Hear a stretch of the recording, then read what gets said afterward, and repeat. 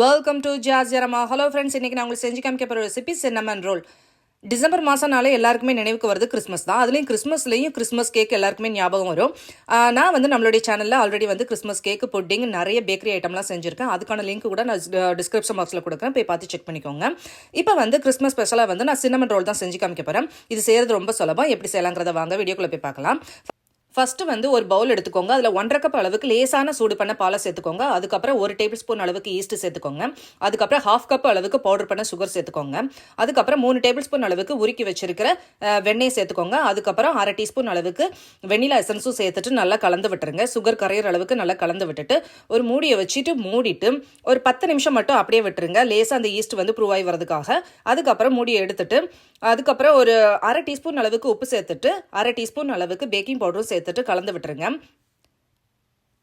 அதுக்கப்புறம் நான் இதுக்கு வந்து மொத்தம் 4.5 கப் அளவுக்கு மாவு யூஸ் பண்ணியிருக்கிறேன். இப்போ வந்து மிக்ஸ் பண்ணுறதுக்காக மொத்தமே 2.5 கப் அளவுக்கு மட்டும் தான் மாவு ஃபஸ்ட்டு வந்து நான் சேர்த்துருக்கிறேன். மைதா மாவு தான் யூஸ் பண்ணியிருக்கிறேன். மைதா மாவு யூஸ் பண்ணி செய்யும்போது அந்த பேக்கரி ஸ்டைலில் கிடைக்கும். நீங்கள் வேணும்னா கோதுமை மாவு யூஸ் பண்ணி வேணால் ட்ரை பண்ணி பாருங்கள். ஃபஸ்ட்டு வந்து 2.5 கப் மாவு அளவுக்கு நல்லா சேர்த்துட்டு அந்த பால் வந்து அந்த பாலில் உள்ள எல்லா ஐட்டமும் நல்லா மிக்ஸ் ஆகிற அளவுக்கு ஃபஸ்ட்டு வந்து மாவை நல்லா கலந்து விட்டுக்கோங்க. இன்னும் ஒரு 1/2 கப் அளவுக்கு நான் சேர்த்துருக்கிறேன். மொத்தம் வந்து 3 கப் அளவுக்கு நான் சேர்த்துட்டேன்.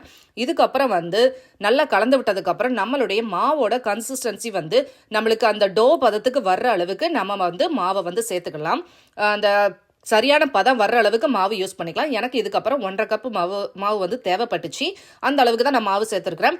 நீங்கள் வந்து நான் சொல்கிற அளவுக்கு தகுந்த மாதிரி போட்டுக்கிட்டிங்கனாலும் அந்த மாவு வந்து சரியான பதம் வர்ற அளவுக்கு மட்டுமே மாவு சேர்த்து நல்லா மிக்ஸ் பண்ணிக்கோங்க. கரெக்டான அந்த டோ பதம் வரணும். அதாவது ரொம்ப ஹார்டான சப்பாத்தி மாவு மாதிரி இல்லாமல் இந்த மாதிரி நல்லா சாஃப்டான பதத்துக்கு மாவு வந்ததுக்கப்புறம் நல்லா திரட்டி வச்சதை நல்லா ஒரு ரோல் பண்ணி நல்லா ரவுண்ட் பண்ணி எடுத்துக்கோங்க. லாஸ்ட்டு வந்து ஒரு டீஸ்பூன் அளவுக்கு எண்ணெய் இல்லைனா வெண்ணெயை சேர்த்துட்டு நல்லா இந்த மாதிரி டோ வந்து நல்லா பிசைஞ்சிக்கோங்க. நம்மளுக்கு லாஸ்ட்டு மூடி வைக்கும்போது நம்மளுக்கே தெரியும் இதனுடைய பதம் வந்து நல்லா சாஃப்டான நல்லா அந்த பசத்தன்மை உள்ள மாவு பதம் வந்து சரியான தெரியும். இதுதான் கரெக்டான பதம். இந்த ஸ்டேஜ் வந்ததுக்கப்புறம் ஒரு மூடியை வச்சு மூடிட்டு 1 மணி நேரம் நல்லா பொங்க விட்டுருங்க.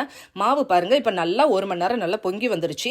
சூப்பராக நம்மளுக்கு வந்து இப்போ பன்னு செய்கிறதுக்கு சரியான பதம் வந்து ரெடி ஆயிடுச்சு. இப்போ நம்ம வந்து ஒரு மேடையில் நல்லா க்ளீன் பண்ணி வச்சுக்கோங்க. அதுக்கப்புறம் அதுக்கு உள்ள பூரணம் ஃபஸ்ட்டு வந்து ரெடி பண்ணணும். அதுக்கு வந்து நான் வந்து லைட் ப்ரௌன் சுகர் வந்து ஒரு 6 டேபிள் ஸ்பூன் எடுத்துருக்கிறேன். இல்லைன்னா ஒரு 1/2 கப் அளவுக்கு ப்ரௌன் சுகர் எடுத்துக்கோங்க. அதுக்கப்புறம் இதுக்கு வந்து சின்னமன் ரோலுங்கிறதால சின்னமன் வந்து கண்டிப்பாக போடணும். அதாவது பட்டைப்பொடி வந்து கண்டிப்பாக இதுக்கு சேர்த்தாதான் மனமும் டேஸ்ட் ரொம்ப நல்லாயிருக்கும். இதுக்கு வந்து 1 டேபிள் ஸ்பூன் அளவுக்கு பட்டைப்பொடி சேர்த்துட்டு நல்லா கலந்து விட்டுக்கோங்க. சுகர் வந்து நீங்கள் இந்த அளவு வந்து சரியாக இருக்கும். உங்களுக்கு எக்ஸ்ட்ரா தேவைப்பட்டனாலும் காலி ஆயிடுச்சுனாலும் திரும்ப மிக்ஸ் பண்ணினாலும் அந்த ஸ்ப்ரெட் பண்ணி விட்டுக்கலாம். இப்போ வந்து நம்மளுடைய பேட்டர் வந்து ரெடி ஆயிடுச்சு. இப்போ நம்ம வந்து மேடையில் மாவு ஒட்டாமல் இருக்கிறதுக்காக லைட்டாக வந்து அந்த ஃப்ளாரை வந்து டஸ்ட் பண்ணிவிட்டு நம்ம ரெடி பண்ணி வச்சுருக்கிற இந்த பன் பேட்டர் வந்து எடுத்து இந்த டோ வந்து எடுத்து நல்லா ஸ்ப்ரெட் பண்ணி விட்டுக்கோங்க. ஃபஸ்ட்டு கையால் நல்லா ஸ்ப்ரெட் பண்ணி விட்டுக்கோங்க. மாவு நல்லா ஸ்பஞ்சு மாதிரி நல்லா சாஃப்டாக இருக்கும். லேசாக ஒட்டாமல் இருக்கிறதுக்காக அந்த ரோலிங் பின் மேலேயும் மாவை வந்து லைட்டாக வந்து டஸ்ட் பண்ணிவிட்டு நல்லா இந்த மாதிரி ஸ்ப்ரெட் பண்ணி விட்டுக்கோங்க. கொஞ்சம் அதாவது ரொம்ப மெல்லிஸாக இல்லாமல் கொஞ்சம் லைட் 1/2 இன்ச் அளவுக்கு திக்காக இருக்கிற அளவுக்கு நல்லா ரெக்டாங்குலர் ஷேப் வர்ற அளவுக்கு நல்லா ஸ்ப்ரெட் பண்ணி விட்டுக்கலாம். ஏன்னா உள்ள வந்து இந்த சுகர் பவுடரை நம்ம ஸ்ப்ரெட் பண்ணிவிட்டு ரோல் பண்ணுறதுக்கு தகுந்த அளவுக்கு ரெடி பண்ணி வச்சுக்கோங்க. இப்போ வந்து நான் மீதி உள்ள பட்டர் வந்து எடுத்து வச்சுருக்கிறேன். ஏற்கனவே 3 டேபிள் ஸ்பூன் எடுத்துருக்கோம் இல்லையா, அந்த மாவு மிக்ஸ் பண்ணும்போது மீதி உள்ள பட்டரை வந்து இந்த மாதிரி ரூம் டெம்பரேச்சரில் வச்சோன்னா நல்லா சாஃப்டான பட்டர் கிடைக்கும். இதில் வந்து வெறும் பட்டர் மட்டும்தான். இந்த பட்டரை வந்து நல்லா எல்லா இடத்துலையும் ஸ்ப்ரெட் ஆகிற அளவுக்கு நல்லா ஈக்குவலாக வந்து ஸ்ப்ரெட் பண்ணி விட்டுக்கோங்க. பட்டர் வந்து நிறைய சேர்க்க இந்த ரோல் வந்து அதாவது மேலே வந்து பவுடர்லாம் நல்லா ஈவனாக ஒட்டுறதுக்கும் நம்மளுக்கு இந்த பன்னு வந்து சாப்பிடும்போது நல்ல மனமாகவும் நல்லா சாஃப்டான டெக்ஸ்சரும் கிடைக்கும். இப்போ வந்து நம்ம ரெடி பண்ணி வச்சுருக்கிற இந்த ப்ரௌன் சுகரும் பட்டைப்பொடியும் இருக்குது இல்லையா, அதை இதில் வந்து நல்லா ஸ்ப்ரெட் பண்ணி விட்டுக்கோங்க. உங்களுக்கு எந்த அளவுக்கு சுகர் டேஸ்ட் தேவையோ அந்த அளவுக்கு நிறையவே சேர்த்துக்கலாம். இந்த மெத்தட்லேயும் செய்யலாம். அப்படி இல்லாத பட்சத்தில் வந்து நம்ம எடுத்து வச்சுருந்தோம் இல்லையா பட்டர், அதோட அந்த ப்ரௌன் சுகர் அப்புறம் பட்டைப்பொடி அப்புறம் கொஞ்சம் வெனிலா எசன்ஸ் இது எல்லாத்தையுமே மிக்ஸ் பண்ணி கூட நம்ம நல்லா பேஸ்ட் மாதிரி கூட அப்ளை பண்ணலாம். 2 மெத்தட்லேயும் நம்ம செஞ்சுக்கலாம். நான் வந்து இந்த மாதிரி ஈஸியாக வந்து பவுடர் பண்ண அதாவது ப்ரௌன் சுகரை வந்து இந்த பவுடர் பதத்தில் வந்து ஸ்ப்ரெட் பண்ணி விட்டுக்கிட்டேன். நல்லா அதுக்கப்புறம் நல்லா உள்ளே அமுத்தி விட்டுட்டு இந்த மாதிரி நம்ம லைட்டாக ரோல் பண்ணி விட்டாலே போதும். கொஞ்சம் டைட்டாகவே ரோல் பண்ணுங்கள் முடிஞ்ச அளவுக்கு. நல்லா ரோல் பண்ணிவிட்டு லாஸ்ட் எட்ஜஸ் வந்து வரும்போது நல்லா அதை எடுத்து நல்லா மடித்து விடணும்.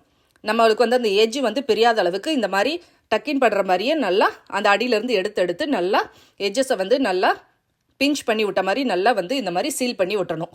எட்ஜ் வந்து ஓப்பன் ஆகாத அளவுக்கு இந்த மாதிரி ஆனதுக்கப்புறம் நான் வந்து செரேட்டட் நைஃப் தான் யூஸ் பண்ணுறேன். அதை வச்சுட்டு நல்லா ஈஸியாக அந்த மாதிரி கட் பண்ணிக்கலாம்.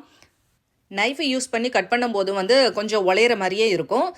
சில நேரத்துக்கு வந்து நம்ம த்ரெட்டு நூல் இருக்குது இல்லையா, அதையும் யூஸ் பண்ணி கூட ஈஸியாகவே நம்ம கட் பண்ணிக்கலாம். உங்களுக்கு எந்த மெத்தட் ஈஸியாக இருக்கோ அந்த மெத்தடில் நீங்கள் வந்து கட் பண்ணி எடுத்துக்கலாம்.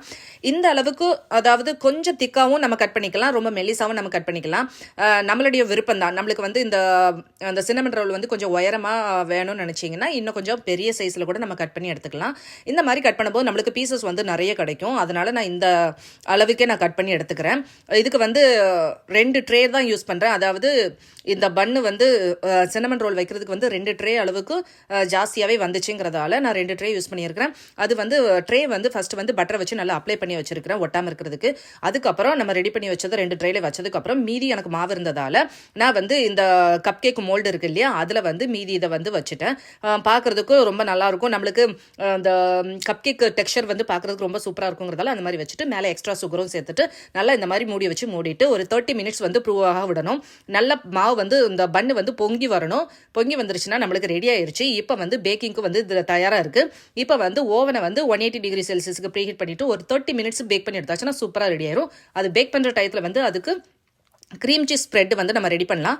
அதுக்கு வந்து க்ரீம் சீஸ் வந்து ஒரு 3 டேபிள் ஸ்பூன் அளவுக்கு எடுத்துருக்கிறேன்.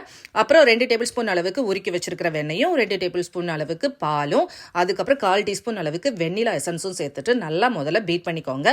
இந்த பால், வெண்ணிலா எசன்ஸு, பட்டர், அதுக்கப்புறம் இந்த க்ரீம் சீஸ் இது எல்லாம் ஒன்று சேர்ந்து நல்லா கலக்கிற அளவுக்கு ஃபஸ்ட்டு நல்லா பீட் பண்ணிக்கோங்க. இந்த டெக்ஸ்சர் வந்ததுக்கப்புறம் நம்ம ஐசிங் சுகர் இதுக்கு யூஸ் பண்ணுங்கள். நான் வந்து இதுக்கு ஐசிங் சுகர் தான் யூஸ் பண்ணுறேன். ஆனால் வந்து ஜாஸ்தி நான் யூஸ் பண்ணல. இதுக்கு 1/2 கப் அளவுக்கு நம்ம போடலாம். நான் வந்து இதுக்கு வந்து மொத்தமே வந்து 5-6 ஸ்பூன் தான் நான் யூஸ் பண்ணியிருப்பேன். ரொம்ப கம்மியான ஸ்பூன் தான். இந்த அளவுக்கு யூஸ் பண்ணும்போது வந்து நம்மளுக்கு ஓவராக இந்த இனிப்பு வந்து திகட்டாமல் இருக்கும். இனிப்பு வந்து சரியான பதத்தில் இருக்கும். இந்த மாதிரி டெக்ஸ்சர் வந்ததுக்கப்புறம் எடுத்து வந்து ஃப்ரிட்ஜில் வச்சுருங்க. நம்ம அதுக்கப்புறம் நம்மளுடைய சின்னமன் ரோல் வந்து ரெடியானதுக்கப்புறம் அது உடனே நம்ம வந்து அப்ளை பண்ணாமல் ஒரு 10 மினிட்ஸ் மட்டும் லேசாக ஆற விடுங்க. ஃபுல்லும் ஆறணும்னு அவசியம் இல்லை. 10 மினிட்ஸ் மட்டும் ஆற விட்டுருங்க. இப்போ பாருங்கள் சூப்பராக நம்மளுடைய சின்னமன் ரோல் வந்து பேக் ஆகி பொங்கி சூப்பராக நல்லா சாஃப்டான டெக்ஸ்சரில் கிடச்சிருக்கு. 10 மினிட்ஸ் மட்டும் ஆறுனதுக்கப்புறம் நம்ம ரெடி பண்ணி வச்சுருக்கிற இந்த க்ரீம் சீஸ் ஸ்ப்ரெட்டை வந்து நல்லா மேலே வந்து ஸ்ப்ரெட் பண்ணி விடுங்க. உங்களுக்கு வந்து இந்த மாதிரி ஸ்ப்ரெட் பண்ணி விடுறதை விட கொஞ்சம் லிக்விடாக ஊற்றணும்னு நினச்சிங்கன்னா எக்ஸ்ட்ரா கொஞ்சம் பால் சேர்த்துட்டு நல்லா அதில் வந்து நல்லா அடித்தோன்னா இன்னும் கொஞ்சம் லிக்விடாக வரும். அப்போ நல்லா ஊற்றியே நம்ம விட்டுக்கிடலாம். நான் வந்து இந்த மாதிரி லைட்டாக வந்து ஸ்ப்ரெட் பண்ணியே விட்டுருக்கிறேன். இப்போ பாருங்கள் நம்ம ரெடி பண்ணி வச்சுருக்கிற சின்னமன் ரோல் க்ரீம் சீஸ் எல்லாம் அப்ளை பண்ணி சூப்பராக ரெடி ஆயிடுச்சுங்க. இது பார்க்குறதுக்கு மட்டும் இல்லை, சாப்பிட்றதுக்குமே ரொம்ப சூப்பராக இருக்குங்க. இது பிச்சு எடுக்கும்போதே நம்மளுக்கு அதனுடைய டெக்ஸ்சர் வந்து எவ்வளோ ஸ்பாஞ்சியாக இருக்குன்னு தெரியும். இது சின்ன குழந்தைகிட்ட கொடுத்தீங்கன்னா அப்படியே அந்த ரோலாக பிச்சு எடுத்து சாப்பிடும்போது ரொம்ப விரும்பி சாப்பிடுவாங்க. நம்ம சேர்த்துருக்கிற அந்த ப்ரௌன் சுகர்லாம் உள்ளலாம் நல்லா மெல்ட் ஆகி பார்க்குறதுக்கு ரொம்ப நல்லாயிருக்கு பாருங்கள். இதே மாதிரியான ரெசிபியை நீங்களும் இந்த கிறிஸ்மஸ்க்கு உங்கள் வீட்டில் செஞ்சு பார்த்துட்டு எப்படி வந்துச்சுக்கிறது எனக்கு கமெண்ட் பண்ணி சொல்லுங்கள். அதோட இந்த வீடியோ பிடிச்சிருந்துச்சுன்னா உங்கள் ஃப்ரெண்ட்ஸுக்கு ஷேர் பண்ணுங்கள், லைக் பண்ணுங்கள், கமெண்ட் பண்ணுங்கள், சப்ஸ்கிரைப் பண்ண மறந்துடாதீங்க. உங்களை நெக்ஸ்ட் வீடியோவில் சந்திக்கும் வரை பாய் அண்ட் தேங்க்யூ.